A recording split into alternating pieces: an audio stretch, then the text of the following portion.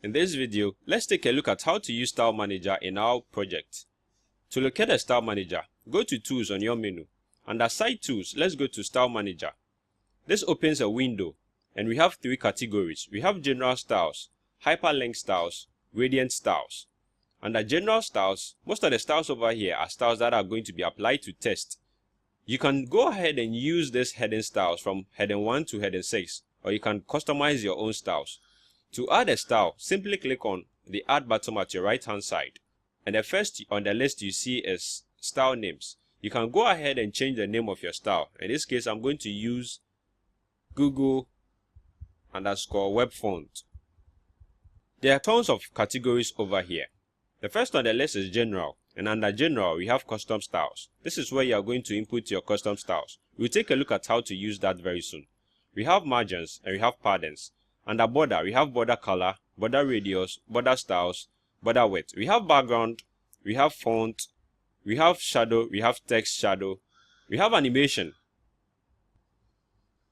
When you look at your right hand side, we have breakpoints. This is where you are going to decide on which breakpoint should a particular style affect or apply to. Now let's take a look at how to use Google Web Fonts in our project. This is where the Style Manager becomes very useful. To use a specific font from Google Fonts library, simply go to google.com/fonts, and over here we have lots of fonts you can embed or use in your project. In this case, we are going to use Lato. You can locate Lato font by either browsing through the fonts available here or simply typing in the search box the font name, Lato. This gives you the Lato font, and to use it, simply click on Add to Collection button, and after that, down here we have Use. Now let's click on Use, and this generates the properties of the font we will be using in our project. The first we have here says add this code to your website.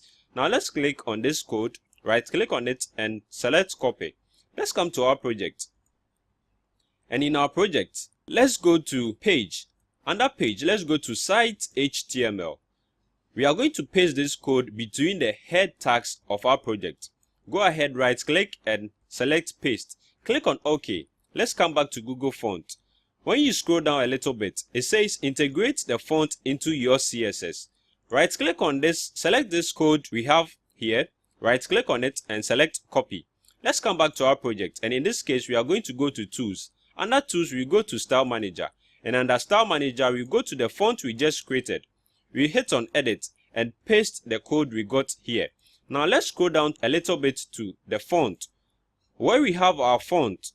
Now let's select the font size we want to be using. Click on the drop down arrow. In this case I'm going to use 12, and the text color is going to be gray. You can go ahead and select any color you prefer using in your project. I'm going to use gray, and when I'm done I'll hit on OK.